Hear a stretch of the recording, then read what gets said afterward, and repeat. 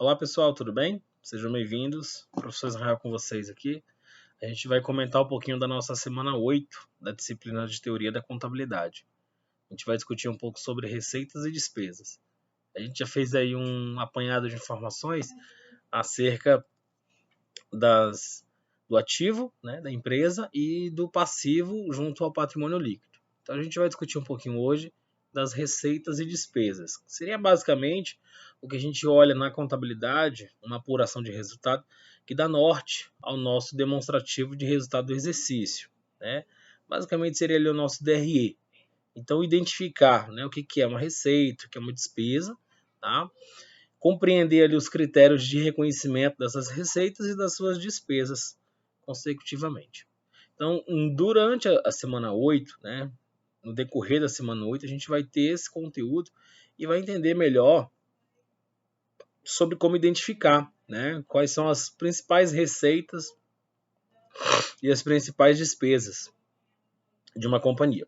Então a gente começa a nossa discussão, começa o nosso bate-papo olhando para a DRE, né, olhando para a demonstração de resultado do exercício, que é a composição de todas as receitas e das suas respectivas despesas, abatimentos, devoluções, né, custo com a mercadoria vendida, que é o nosso famoso CMV, e a gente começa a entender a estruturação dessa DRE, legal? Então, assim, quando a gente começa a discutir, quando a gente começa a tratar e observar as receitas e as despesas, elas são fundamentais, elas são essenciais para que eu possa apurar, para que eu possa obter ali, oferir o meu lucro ou um possível prejuízo. Então, ver de fato se as minhas contas elas estão em consonância ao meu desempenho, né, a minha empresa em questão, se estão de acordo ou não. Então, ao final do exercício, né, o exercício financeiro, o exercício contábil,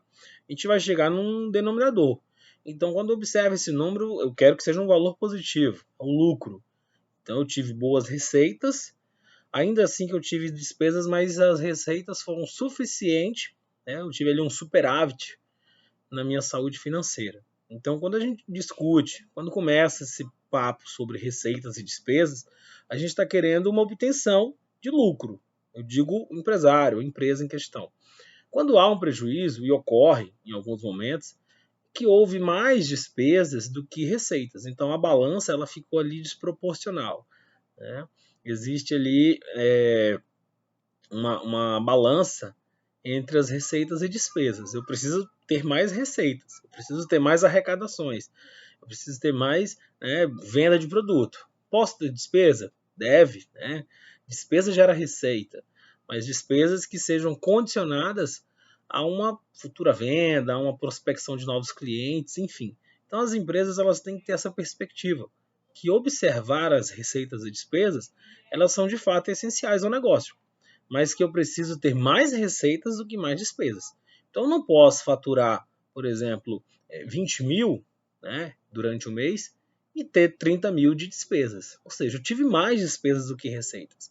Eu gastei com folha de pagamento de forma desordenada, eu tive gastos operacionais, eu tive gastos administrativos, eu tive despesas não registradas, então eu não tive um bom fluxo de caixa. Então, tudo isso é prejudicial ao negócio. Então, assim, quando eu falo, eu quero entender o que são as minhas receitas de fato, são aumentos, né, são ganhos econômicos durante aquele período contábil. Então, todo momento que entrou um valor, né, a sua conta bancária, uma venda de um produto, uma venda a balcão, você teve receita. E já as despesas são diminuições, né, para alimentar o negócio, um benefício econômico também. Então você tem que ter aquele alinhamento de que eu estou gastando, mas que vai ter um propósito maior. Eu estou gastando, mas em um benefício econômico durante aquele meu exercício em questão. Então eu não posso gastar e não ter um retorno. Então aí não foi uma despesa, aí já foi um desperdício, né? Foi um prejuízo. Então isso aí já é um problema. Então eu tenho que gastar, eu tenho que dispor do valor, mas que haja um retorno financeiro. Legal? Então esse foi o nosso papo, né? Para a gente poder entender o que a gente vai ter na nossa semana 8. Legal? Até mais. Bons estudos.